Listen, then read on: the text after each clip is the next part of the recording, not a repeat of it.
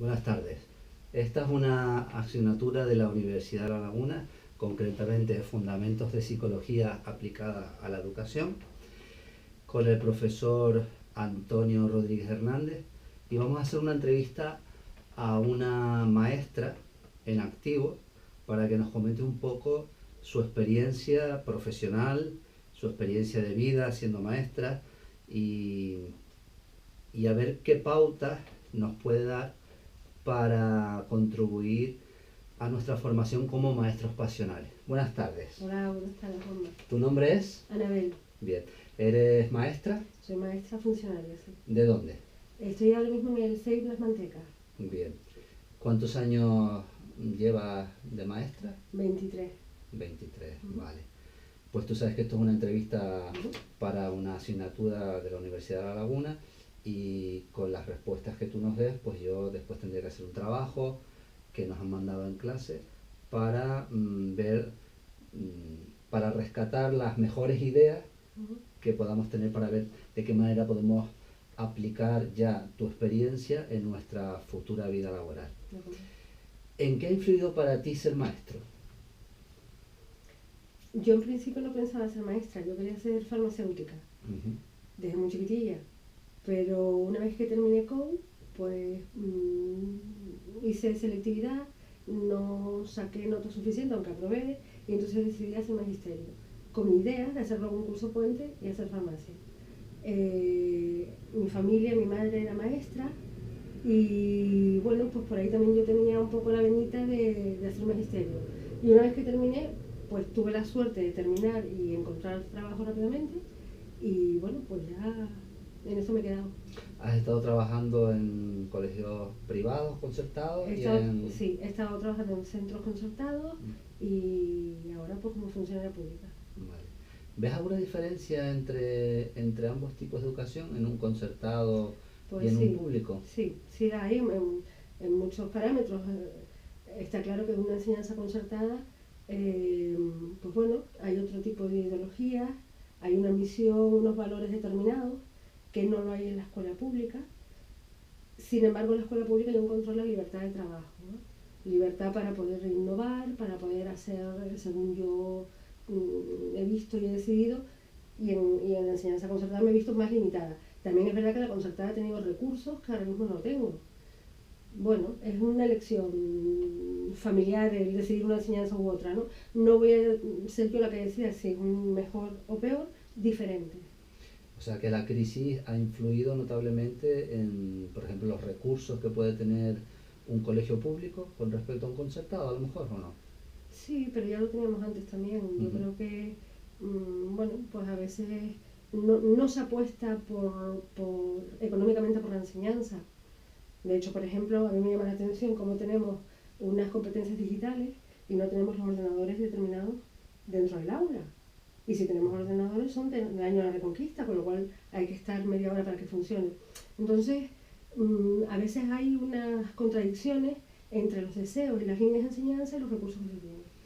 Y con todos estos problemas que se encuentran, tú como maestra, ¿en qué crees que has contribuido para revalorizar la profesión de maestro en el puesto que te encuentras ahora en un colegio público? Bueno, en general la sociedad nos tiene a los maestros bastante discriminados y poco valorados. Pero yo creo que nosotros tenemos que enseñar a la comunidad educativa y a los padres y a las familias que nosotros somos profesionales, y nosotros también nos lo tenemos que creer. Yo creo que a veces tenemos un problema de corporativismo y que los mismos maestros no nos creemos que somos profesionales, que nosotros no tenemos un título porque nos salieron la tapita de Danone. Nosotros somos gente que nos formamos y que somos tan competentes como los enfermeros o los médicos, y tenemos que darnos a valer, ¿no? Y eso es un poco lo que yo hago con las familias, que se den cuenta que yo soy la persona en la que deben de confiar, y que las cosas que yo hago para trabajar con sus hijos pues son las idóneas, sí, profesionalmente hablando, ¿no? ¿Reconoces algún cambio en la vida de tus alumnos gracias a tu labor? Yo creo que el trabajo que nosotros hacemos con los alumnos, bueno, los frutos académicos y pedagógicos se los ven rápidamente, ¿no? Si un chiquillo lee o no lee, si suma, resta, trabaja con decimales o no trabaja. Pero yo creo que lo más importante no se ve en el momento, se ve con el tiempo. Los frutos de unos valores, de fomentarles que sean personas íntegras, que sean ciudadanos competentes, que sean democráticos. Pues yo creo que eso es a lo largo del tiempo. Yo se lo he visto cuando me he encontrado alumnos. Tengo una anécdota que a mí me gusta a veces recordar. Un día me iba por la calle y me encontré con un alumno, pues ya tenía 20 y pico de años, Rubén Bacallao se llama, era de La Esperanza. Y un día lo encontré, yo apenas lo conocía porque su cara había cambiado físicamente, lógico. Y me dijo, profe, dice, me acuerdo de ti porque cuando eras chiquitillo me dijiste un día que yo podía hacer cosas importantes. Y si siempre se me ha quedado grabado. Y ahí entendí que uno, pues durante el día está hablando con los niños y les fomentas muchísimas cosas y a ellos se les queda, que a lo mejor en ese momento tú no les consientes ni a lo largo de un ciclo o del tiempo que están en la escuela, pero si trabajamos bien con ellos, esos frutos se ven cuando son mayores. ¿Y en tu experiencia profesional has podido ser innovadora en algún aspecto? En unas etapas sí y en otras no, dependiendo del centro donde he trabajado, dependiendo, pues volvemos otra vez a hacer una enseñanza concertada o pública, pues he tenido más posibilidades o no. Últimamente sí tengo mucho más libertad para trabajar con programas europeos, para trabajar el fomento de las matemáticas desde otras perspectivas, para trabajar la lectoescritura también desde una forma innovadora y motivadora con los alumnos. Y bueno, pues sí, yo creo que innovar no es tanto hacer cosas grandes como buscar las fórmulas necesarias para motivar a nuestros alumnos. ¿Qué cosas serías capaz tú de hacer por tu profesión, teniendo en cuenta que, bueno, que la profesión de cada uno complementa la vida personal, ¿no? No es el 100%, pero bueno, dentro de tu Pues te puedo profesión... parecer brusca, a lo mejor si te doy una respuesta y te diría que apenas poco. Por mi profesión haría poco, haría mucho por mis alumnos. Por la profesión en sí, si me hablas de más horas de trabajo, o estar con más tiempo en el centro, o más horas de formación fuera del horario escolar, pues diría, no, me niego. Ahora, si hablamos de qué cosas podrías hacer tú por tus alumnos, de hasta dónde serías capaz, bueno, por los alumnos sí, por los alumnos sí, por la profesión no lo sé. Y además este año tú estás con unos alumnos complicados, ¿verdad? Sí, estoy en un centro motórico, en una zona un poco deprimida, donde la situación dentro del aula pues es bastante compleja, pues por eso, porque tenemos alumnos en silla de ruedas, alumnos con problemas motóricos, con ambientes sociales muy deprimidos, familias desestructuradas, pero no solamente desestructuradas, sino metidas en ambientes de droga, cárceles, paro, y bueno, pues eso se refleja en el día a día dentro del aula, sí. Los alumnos que habrás tenido a lo mejor alumnos de práctica Sí. en determinados momentos. Sí, muchos años, muchísimos. Muchos años. ¿Tú consideras que ellos van a las prácticas con cierta pasión? ¿Crees que es una manera de quitárselo de encima, de superar una etapa y ya está? O no sé, ¿cuál es la sensación tuya de los que vamos a hacer prácticas a los colegios? Mira, ante esta pregunta alguien te podría decir, me alegro que me hagas esta pregunta, y yo te voy a decir, lamento que me hagas esta pregunta, porque yo he tenido alumnos de prácticas muchísimos años. He tutorizado gente, pues muchísimo, tanto en la enseñanza concertada como en la pública, y yo he notado un retroceso en la pasión y en los intereses del alumnado. ¿Por qué? No lo sé. Pero es verdad que hace pues 15 años los chicos de prácticas venían con ganas de trabajar, de colaborar. Quizás podría ser, no quiero meterme en camisa de once varas, pero a lo mejor en el sistema de prácticas que tienen establecido, a lo mejor ese sistema de observación en los primeros practicum, ¿no? Sí, practicum 1. Pues la verdad que es súper aburrido. Yo a veces cuando los veo dentro del aula, tomando nota en una libreta durante un mes, 2 meses, pues me parece espantoso. A lo mejor habría que combinar esa observación con algo de participación dentro del aula. Yo creo que los tienen un poco limitados, ¿no? Y eso nos hace sentirnos a nosotros también como que tenemos unos muebles dentro del aula, ¿no? Y en la segunda fase, pues que ya pueden intervenir un poquito más, pues yo creo que también está en que el profesor que está dentro del aula les anime a participar, ¿no? Pero a veces están ustedes también cohibidos para hacerlo.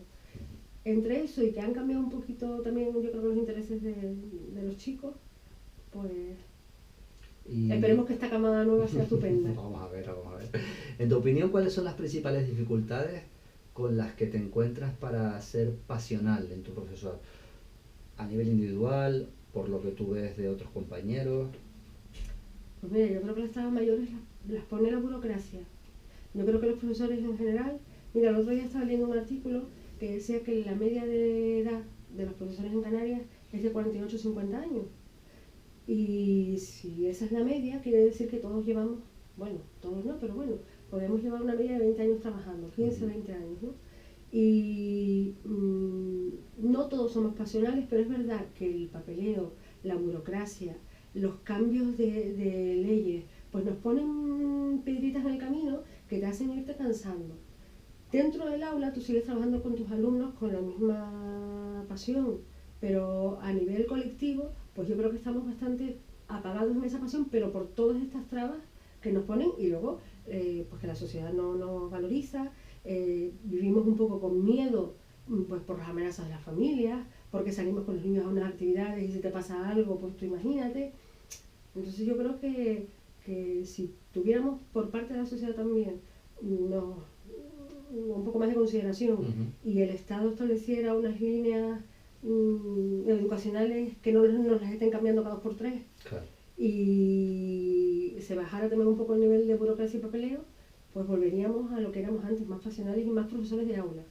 Hombre, antiguamente, en la época de nuestros padres y demás, el profesor era autoridad, ¿no? Ahora casi que se ha pasado a todo lo contrario. La autoridad la tiene la familia frente al profesor.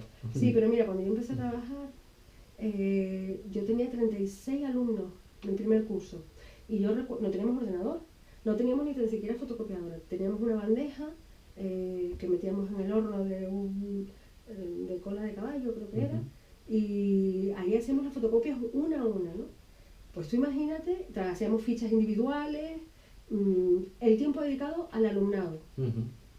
Hombre, era una pasada. Ahora tenemos muchas más comodidades, claro. Pero hemos pasado de ser profesores solo del aula de nuestros alumnos, de estar dedicada a ellos, a reuniones, papeles, poco tiempo para estar dentro del aula. Había que compensar. Y además que hoy en día hay se detectan más problemas en el alumnado, ¿no? Cosas que a lo mejor antes ni se les nombraba porque no se conocían. Bueno, quizás antes no estaban los profesionales que hoy en día, por suerte, tenemos. Los EOEP, todos los orientadores, todos los profesores de PT, pues hace 20 años no estaban dentro de los centros. Y entonces pues sí que tenían niños a lo mejor con los mismos problemas, pero no estaban detectados. Hoy en día pues tenemos la suerte de tener profesionales que colaboran con nosotros y nos ayudan, ¿no? Estamos terminando, pero bueno, quería hacerte esta pregunta. ¿Tú crees que se es maestro solamente de lunes a viernes y dentro del aula, o dentro del centro escolar? ¿Cómo te plantearías tú esa respuesta? A ver, yo cuando salgo del centro intento cerrar la puerta y no acordarme de nada hasta el día siguiente. Intento, es decir, no mezclar mis problemas del centro en mi vida privada. Pero uno es maestro como esencia, con lo cual tú vas por la calle y ves un escaparate donde ves una manualidad y dices, ay, esto lo voy a coger para hacerlo mañana en el centro. Estás leyendo una noticia en internet y ves oye, pues esto lo voy a hacer. O te tropiezas a un alumno por la calle. No, y luego estás en casa en internet y terminas buscando cosas para el colegio. Bueno, yo creo que maestro se es. Y si se es, lo llevas dentro. Y entonces, pues, maestro, eres 24 horas. Imprime carácter de alguna forma. Bien. Dime 3 características que me puedan animar a mí para ser maestro. Bueno, yo creo que ser maestro lo podría definir como una persona que colabora con la sociedad en formar ciudadanos del día de mañana. Y eso es una responsabilidad tremenda, una responsabilidad que yo creo que el Estado no es ni tan siquiera consciente de la responsabilidad que nosotros tenemos en nuestras manos, ¿no?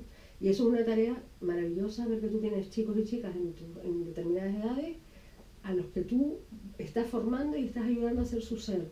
Y eso, pues tener esa oportunidad es una maravilla, ¿no? Y con eso, pues casi que te resumiría todo. Eres joven siempre. Los maestros siempre somos jóvenes, porque siempre, da igual la edad que tengas, estás siempre con las mismas edades que te bajan siempre a saber quiénes son los dibujos animados, siempre eres joven, te mantienes en una línea joven, ¿no? Y luego, pues que es un placer tremendo, pues cuando ves los progresos que los niños hacen dentro del aula. Cuando un niño, recuerdo uno que un día leyó y decía, moto, la moto. Profe, ¿qué dice la moto? Bueno, por favor, es que te derrites, ¿no? Bueno, que nadie venga que nadie haga magisterio por unas vacaciones, que nadie lo haga por fórmulas económicas, porque realmente ese no es lo que realmente te va a aguantar durante tu vida laboral, ¿no? Tiene que ser algo mucho más profundo, tiene que ser una vocación y algo más sentido, ¿no? Y en este momento de incertidumbre política, todavía hasta formar gobierno después de estas últimas elecciones que ha habido, ¿tú crees que sería importante, aunque sea un poco utópico, crear un pacto por la educación? Yo no creo que sea importante, creo que es necesario. Creo que es necesario. Tanto la enseñanza como la sanidad no puede estar en manos de diferentes partidos ni de diferentes ideas políticas. La educación es el futuro de un país. La cultura, el saber, el formar gente para el mañana no es algo que es de derecha o de izquierda o de arriba de abajo.